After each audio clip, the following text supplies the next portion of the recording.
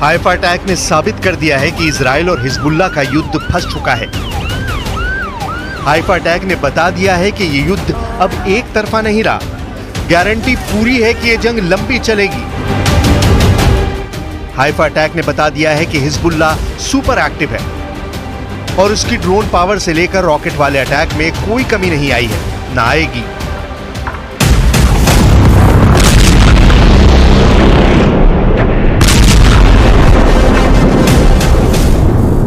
Haifa में Israeli अड्डों पर जिस तरह हिजबुल्लाह के ड्रोन फटे, वो नेतन्याहू की आर्मी के लिए बहुत बड़ा झटका कहा जा रहा है। हिजबुल्लाह का C3 इस वक्त इजराइल के लिए सबसे बड़ा खतरा बन गया है। C3 का मतलब 3C। 3C के मायने कमांड, कंट्रोल और कम्युनिकेशन। यानी हाइफा अटैक ने बता दिया है कि हिजबुल्लाह का C3 बरकरार है। अब सवाल उठ रहा है कि जो लीडरशिप और फोर्स का ऑर्डर हसन नसरल्लाह के वक्त मौजूद था, वो अब भी जिंदा है, या ये कहें कि हसन नसरल्लाह मरकर भी हिजबुल्लाह को कंट्रोल कर रहा है। यही मैसेज पूरी दुनिया को जा रहा है।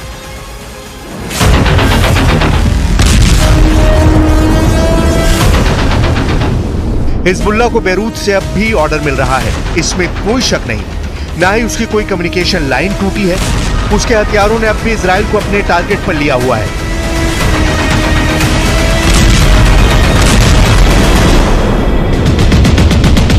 ये सब तब देखा जा रहा है जब दक्षिण बैरूत को मिटाने के लिए इजराइल लगातार हमले कर रहा है। दक्षिण बैरूत की कोई सड़क ऐसी नहीं बची जहां पर गिरी हुई बिल्डिंग का मलबा नहीं नजर आता। लेबनान में इजराइल की बमबारी से 2300 से ज्यादा लोग मारे जा चुके हैं, जबकि घायलों की तादाद 11,000 पहुंच चुकी है। बैरूत ने पिछले कुछ दिनों से जिस तरीके की बमबारी देखी है, उससे लगता था कि दहिया इलाके से हिजबुल्लाह को काफी नुकसान पहुंचा है। लेकिन अब हाइफा पर अटैक करके हिजबुल्लाह ने बता दिया है कि वो अब भी इस युद्ध में बराबर हमले करने की ताकत रखता है। हिजबुल्लाह का कोई हेडक्वार्टर नहीं है, हिजबुल्लाह का कोई बड़ा कमांडर सामने नहीं है, लेकिन फिर भी हिजबुल्लाह के हमले इस्राइल पर तेज हो रहे हैं।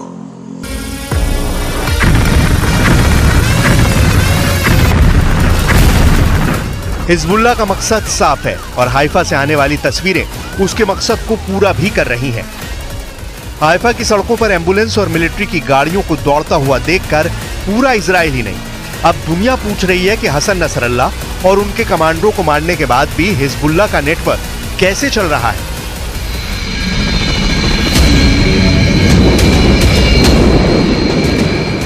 हेलीकॉप्टर से घायल इजरायली सैनिकों को एयरलिफ्ट करने की तस्वीर पूरी दुनिया में वायरल हो रही है।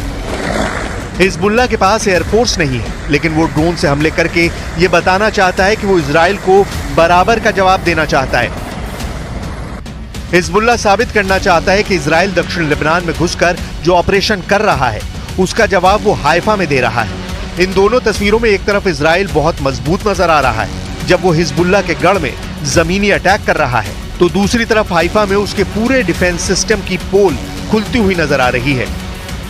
أما الذرائع الواهية بوجود مخازن أسلحة فلم تعد تنطلي على أحد إلا أنه لا يوجد مؤسسات دولية تراقب أو تحاسب ولا رأي عام دولي له وزن أو تأثير.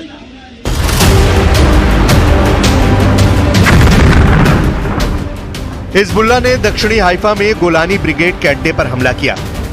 यहाँ इजरायली सेना का बिनयामीना अड्डा है और यहाँ पर ड्रोन से पूरे इजराइल में हड़कंप मच गया। हाइफा में इजराइल के बहुत ही खास मिलिट्री अड्डे पर हुआ ये बहुत ही खतरनाक हमला रहा। ये नेतन्याहू की बड़ी नाकामी बताई जा रही है। Hezbollah is dug in. It's much better defended. It's much better forces. They've got much better trained by the Iranians, and they've got tremendous faith.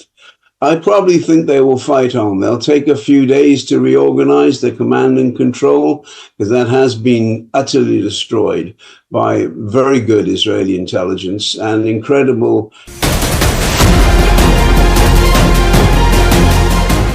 Haifa में अटैक के बाद अब सवाल इजराइल के पूरे डिफेंस सिस्टम पर उठ रहा है, जो पहले ईरान के 1 अक्टूबर वाले मिसाइल अटैक के बाद अपना रुतबा खो चुका है।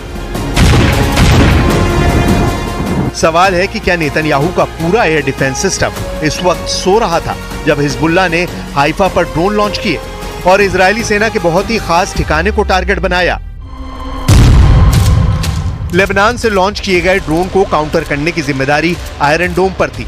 आयरन डोम की रेंज 70 किलोमीटर से ज्यादा है और हाइफा की लेबनान बॉर्डर से दूरी है 27 किलोमीटर।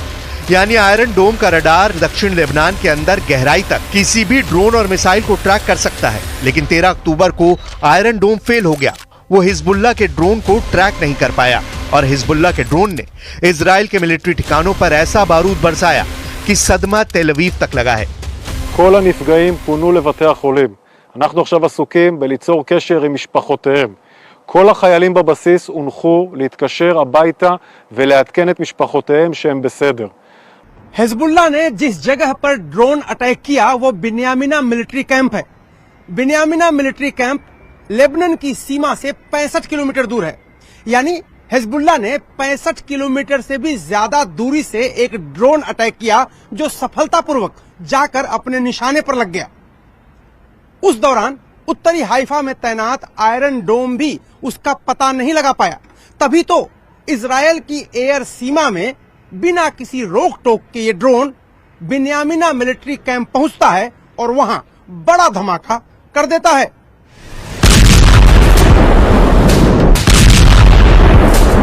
साफ है कि हिजबुल्लाह के हमले के सामने इजराइल का आयरन डोम एयर डिफेंस सिस्टम सोता रह गया। ना ही हाइफा में अटैक से पहले सायरन बजा।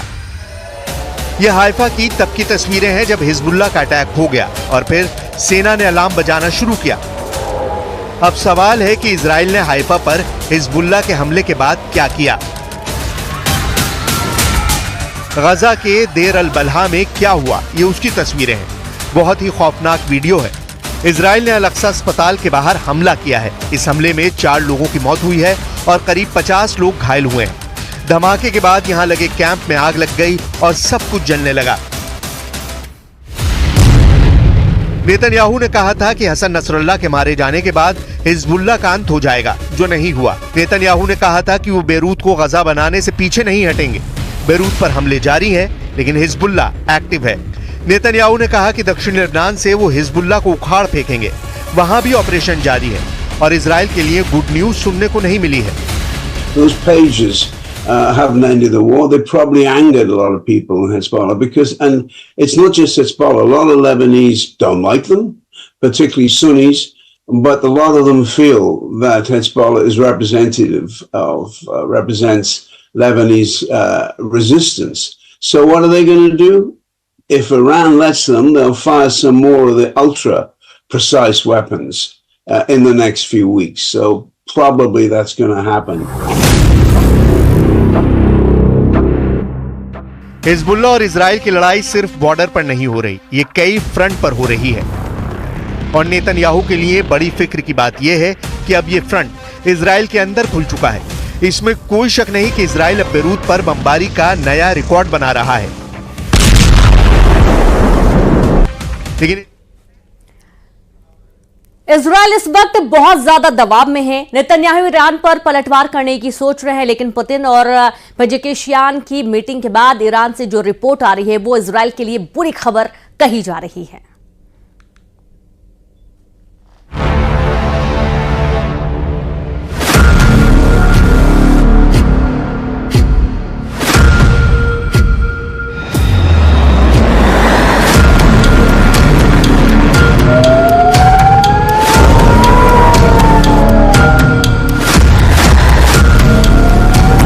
इंसानों की यहां कोई भी साथ नहीं है।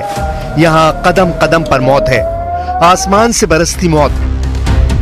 हिजबुल्लाह सिर्फ युद्ध में मार नहीं खा रहा, इजराइल को मार भी रहा है, तबीयत से मार रहा है। ये देखिए दूसरा रॉकेट, ये देखिए दूसरा रॉकेट, तीसरा रॉकेट, चौथा रॉकेट। मार इतनी भयानक है कि उसका trailer news 18 India reporter Arun Singh और वीडियो जर्नलिस्ट राकेश नेगी ने कैमरे में कैप्चर की है। ये शोर सुनिए, रॉकेट की रफ्तार देखिए, फिर धमाके का असर खुद ब खुद समझ सकेंगे।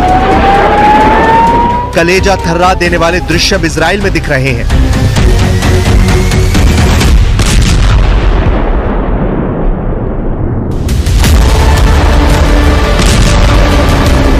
हिजबुल्लाह के हमले को नई धार मिली है। ईरान भी अब खुलकर इजराइल को दहलाने जा रहा है।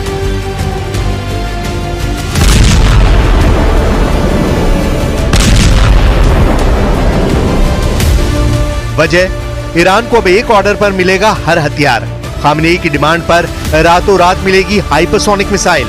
कुछ फोर्स जब चाहे उसे मिल जाएगा सुपरसोनिक आसमानी लड़ाका।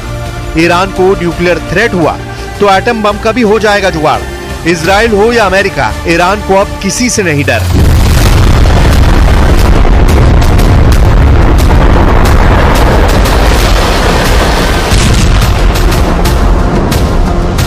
ईरान कभी भी इजराइल से नहीं डरा।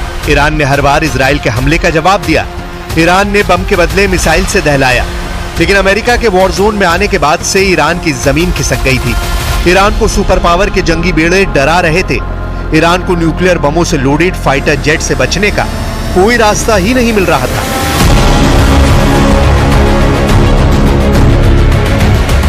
मगर अब तेहरान में टेंशन जैसी कोई बात नहीं। सुप्रीम लीडर अली खामनेई भी बेफिक्र है। वजह है मॉस्को से हुआ एक ऐलान। ईरान को रूस से क्या क्या गारंटी मिली है, डिटेल व्हाइट हाउस तक पहुंच गई है, जिसके चलते करीब एक हफ्ते से नेतन्याहू से बातचीत नहीं कर रहे प्रेसिडेंट जो बाइडेन ने फटाफट मीटिंग फाइनल कर ली है। यानी 2 हॉटलाइन एक्टिव है 24/7।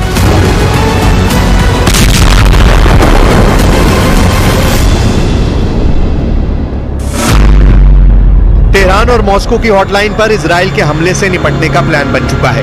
वहीं रूस के वॉर जोन में एंट्री के बाद प्रेसिडेंट बाइडेन और नेतन्याहू नई रणनीति बना रहे हैं।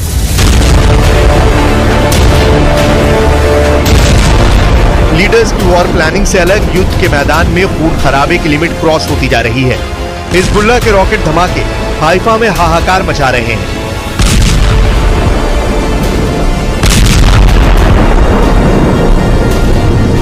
जैसे बेरूत जल रहा है, ठीक वैसे ही दृश्य इजराइल में दिखने लगे हैं। लेकिन इजराइल के बारूदी प्रहार को झेलने की हिम्मत अब हिजबुल्लाह में बची नहीं।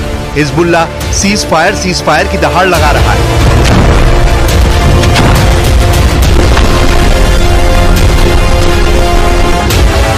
मगर इजराइल का मकसद साफ है। हिजबुल्लाह, हमास, हूती के साथ इन सब के अघोषित आका ईरान की तबाही। אנחנו משנים את המציאות מקצה אל קצה. וכל העולם משתאה מהמכות שאתם מנחיתים על אויבינו, ואני מצדיע לכם ואומר לכם, אתם דור הניצחון. יחד נילחם ויחד ננצח, בעזרת השם. जबकि युद्ध में इजराइल को भी भारी कीमत चुकानी पड़ रही है।